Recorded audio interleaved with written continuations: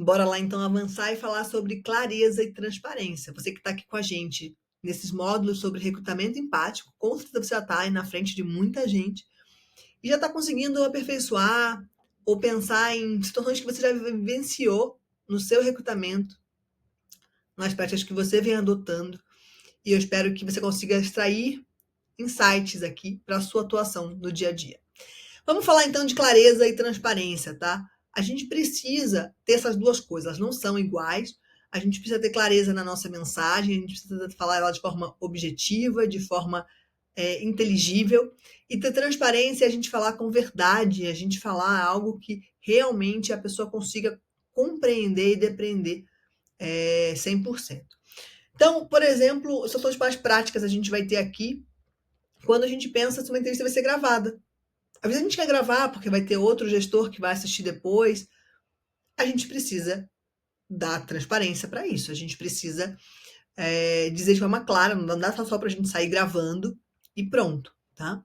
Então, o que eu recomendo aqui? Eu já gravei várias entrevistas, todas com o consentimento do entrevistado. E aí, como é que a gente faz isso? Faz no começo, tá? Você começa a entrevista, recebe a pessoa, olá, tudo bem, blá, blá, blá, se apresenta, e você pede a pessoa para gravar. Oi, olha, a gente precisaria gravar essa entrevista para que tal pessoa possa assistir. Você permite que a gente faça essa gravação? Tudo bem para você se a gente fizer a gravação? O que você acha da gente gravar a entrevista para que tal pessoa possa assistir? Você se importa de... Tem várias formas de a gente perguntar isso, tá? Se a pessoa disser sim, então a gente começa a gravar. Como a gente faz as entrevistas pelo Meet, pela plataforma toda do Google Drive, então pelo próprio Meet ele já tem essa ferramenta de gravação. E aí essa ferramenta de gravação por lá, ela aparece aquele sinalzinho vermelhinho na tela de REC, né, aquele de gravação. E aí é assim que a gente faz. Eu coloco para gravar e é assim que começa, eu peço a pessoa que confirme. Olá, entrevistado, você consegue confirmar para mim que já começou a gravar para você? Quando começar, vai ter um sinal vermelhinho no canto da tela. E eu espero a pessoa me avisar. Quando a pessoa diz para mim, Michele, olha, tá gravando aqui, eu digo, opa, beleza, obrigada por a gente poder estar gravando a sua entrevista. Agora, a pessoa tal já pode assistir a nossa conversa. Assim que ela assistir, para o recrutamento e seleção da vaga que você está participando agora, que é esse vídeo vai ser descartado. Ele só tem essa finalidade. Ou, olha, muito obrigada, então, para a gente poder gravar, por você ter me permitido a nossa gravação.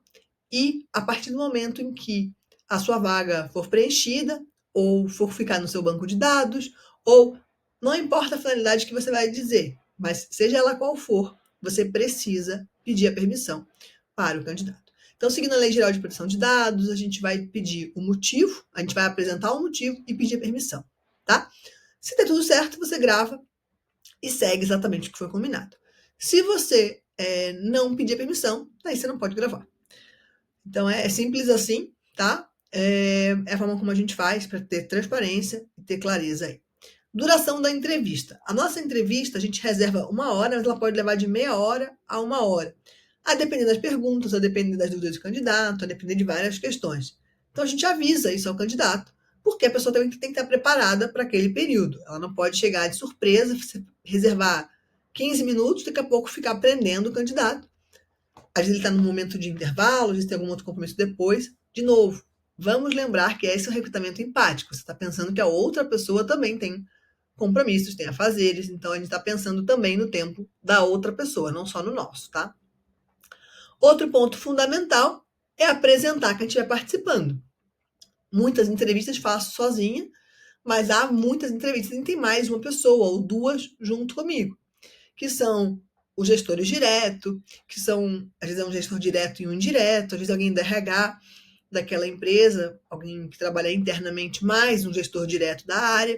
Então, você apresenta aquelas pessoas para que quem está chegando, lembra, a gente sempre está pensando também no viés do candidato, para que quem está chegando não se sinta tão desconfortável. Poxa, por que tem 3, 4 pessoas? Quem são essas pessoas aqui? Por que elas estão aqui, né? Passa na cabeça do candidato. Passaria na cabeça de qualquer um de nós. A gente gosta de saber por que quem está numa reunião com tantas pessoas, quem são essas pessoas. Então, eu, durante muito tempo, trabalhei, né, como advogada, e quando eu fiz estágio, há muitos anos atrás, para uma empresa de economia mista. Eu me lembro que me entrevistaram em 3 pessoas, eram 3 profissionais, 2 advogados e um engenheiro, e eles foram muito claros com isso comigo, sabe? Daí eu trago essa questão da clareza dessa situação. É muito importante a gente apresentar para que a pessoa que está sendo entrevistada entenda também o ambiente em que ela está chegando, que ela entenda o ambiente, a dinâmica das pessoas que vão participar daquela conversa. Ah, isso é uma coisa que eu digo sempre, tá? Que é uma conversa, é uma entrevista, mas é uma conversa, a pessoa se sentir à vontade. Data de retorno é outro item que traduz muito da clareza, da transparência do processo seletivo. Cada etapa do processo seletivo ela tem uma duração, a gente sabe disso, né? Não tem processo seletivo eterno, vai ficar sempre aberto. A gente tem que preencher uma vaga, ou aquela vaga de repente deixa de existir depois, por alguma outra questão de readequação da empresa, reorganização, mas existe um período. E seja porque a vaga deixou de existir por reorganização ou porque alguém foi contratado, todos que participaram merecem, né, ter o retorno. Então a gente dá uma data de retorno. É claro que a gente pode pedir uma prorrogação desse prazo, né, mas todas as modificações de cronograma, de data de retorno, a gente apresenta para os candidatos. Então, se você não apresenta ainda um calendário, eu sugiro que você apresente aí no seu próximo processo seletivo. Traz muita segurança, traz muita clareza, traz muito profissionalismo para o recrutamento, tá? Faixa salarial é outra coisa que a gente traz, porque também traduz clareza, também traduz transparência, traduz capacidade de pagamento daquela empresa. Então, se você está fazendo recrutamento para sua empresa pela primeira vez e você não sabe como vai apresentar aquela vaga, você pode contar com a nossa ajuda, nossos serviços, inclusive, ou com alguma outra empresa que já tenha mais prática nesse serviço. Mas eu te recomendo, sobretudo, que tenha uma faixa salarial. A pessoa que está se candidatando, vamos voltar ao que a gente falou logo no começo. A gente está aqui traduzindo, trazendo informações sobre recrutamento para pessoas profissionais de elite. Essas pessoas, elas sabem, elas têm uma noção de quanto vale o trabalho delas no mercado. Então, elas vão buscar essa clareza sobre a faixa salarial. Elas não vão se candidatar para qualquer vaga, sabe? Então, é importante que a gente tenha ali uma faixa inicial, uma faixa limite. Claro, existe uma capacidade de pagamento de cada empresa, então é importante que a gente tenha isso para todas as áreas, né? E também é importante que a gente abra espaço para dúvidas, a gente abre espaço para que a pessoa que está se candidatando possa também trazer os pontos dela, né? Eu disse, é uma conversa, não é só para a gente falar, é também para a gente ouvir e entender justamente quais são as dúvidas dessa pessoa que está se candidatando. Quando ela traz as dúvidas dela, ela ensina muito sobre pontos cegos do processo seletivo, coisas que ela gostaria de ter tido informação e não teve. Então a gente consegue esclarecer e aprender ali como um ciclo de feedback para o próximo processo seletivo. Muitas das coisas que a gente faz hoje foram fruto de espaços, né, de dúvidas que vieram de candidatos e a gente incorporou e hoje já não estão aparecendo mais, graças a esses feedbacks.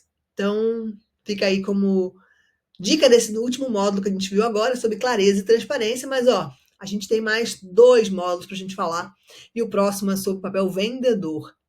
Você acha que a área de vendas está longe do recrutamento e seleção? Eu te digo, não está não.